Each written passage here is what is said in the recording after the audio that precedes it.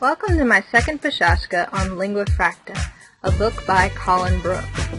Though this is the second Pechashka I have created on Lingua Fracta, it might oddly enough be the first Pechashka I upload to this YouTube channel. So let me recap what I went over in my last Pechashka. In part 1, I noodled around with some concepts, including the concept Lingua Fracta, the gap between scholarship and new media as described by Anne Wasaki, and a word that I can only pronounce as proeresis, a term Brooke uses to revise the canon of invention. As an example of proeresis, or open-ended invention, I thus proceeded to chase down the rabbit trails of thought which I stumbled upon while reading this book. Strangely enough, these trails led me to end humanity and the world. Twice! At least. But enough of that and what Freud might have to say about it. There is still 4 parts of the canon that we must cover, one of which I didn't cover in my last Pechashka. Those parts are arrangement, style, memory, and delivery, or as Brooke renames them, pattern, perspective, persistence, and performance. Arrangement is the first of the remaining canons. Arrangement involves organizing your speech, writing, or multimodal work in a way that makes it easy for the audience to understand. This canon essentially makes sure that the cart is put behind the horse and not in front. However, having the horse in front of the cart is too linear for new media, as Brooke points out. If this image were a map of your internet life, how would you arrange it linearly?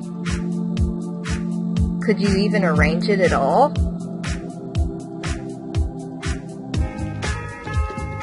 About the only hope you would have of making sense of this chaos is to organize it by patterns. This is sort of like organizing a messy sock drawer. You can organize your socks by color, designer, cut, style, and more, much easier than you could determine which sock was originally paired together. The next canon is style. Style is the artistic flair in a work and the medium through which the meaning of the work is conveyed. This baby wants to look cool at his photo shoot. He then grabs a pair of sunglasses that match his outfit and puts them on in order to form the cool look. The problem with style is that it fit nicely into our concept box only prior to new media. Brooke says that while images and text coexisted before new media has intensified this relationship to the point where we need to understand it better.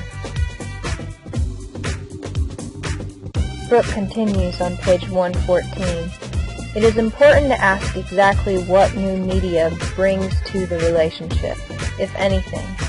It is equally important to consider what style might look like when we consider it in terms of interfaces rather than static texts. Brooke and Moxie's paradoxical definition of perspective, one point of view among many, and the point that arranges all others, presents how interfaces have changed the way that readers are viewed stylistically, and seem to satisfy Brooke's need.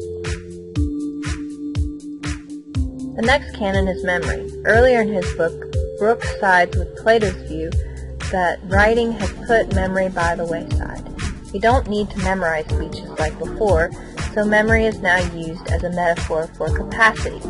We see this metaphor used most frequently with computers.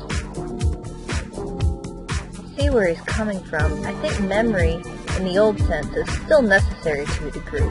After all, I still need to remember where I've stored my Pechashka. Or maybe not. But I still have to remember the file name. Or kinda.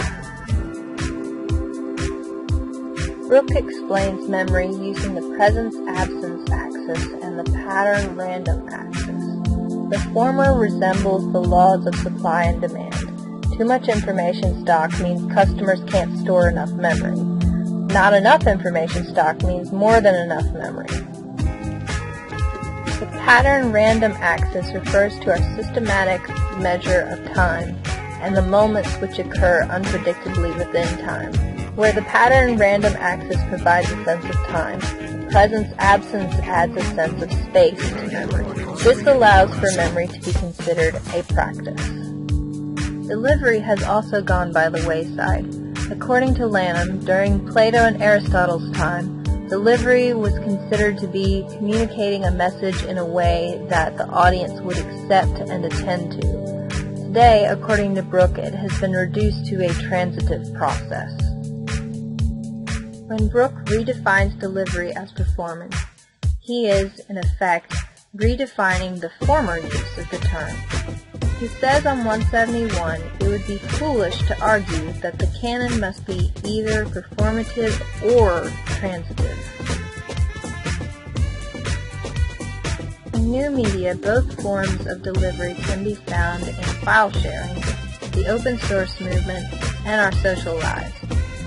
Through these mediums, you can transitively be sharing stuff, or you can performatively, yes I know I'm making up a word, be sharing meaning.